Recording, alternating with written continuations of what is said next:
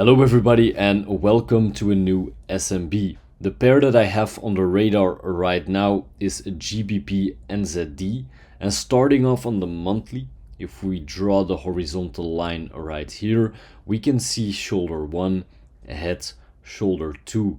We made a clear break of structure, the momentum changed and we can see that the bears are in power.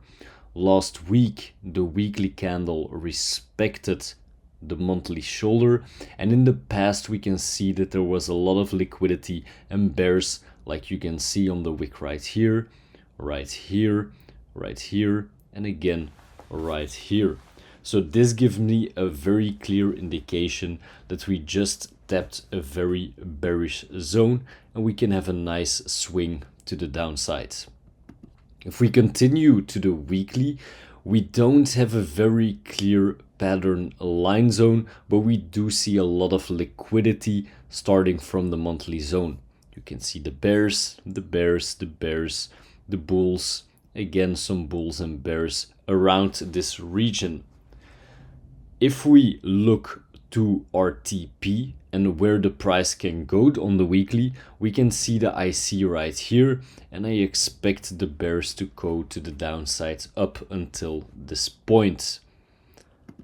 If we go to the daily, we can go into a deeper analysis. We can see that we were in a bullish uptrend and that last week, when we started to come closer to the liquidity zone, and I will draw a daily box, we had some difficulty breaking through the daily beginning of correction.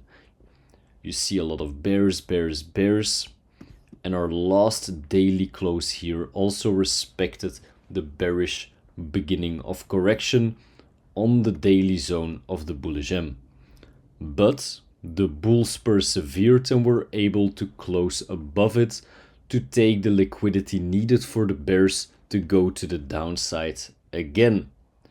I don't want to go straight into the trade here because we do have some structure, so I want to wait until the price turns around. And the other big reason for this is that we don't have a hard line zone on the weekly, and it is more of a liquidity pool, so I want to see a clear indication on the daily that the bears did turn around. So what do I want to see this week? I want to see that we break under the nick.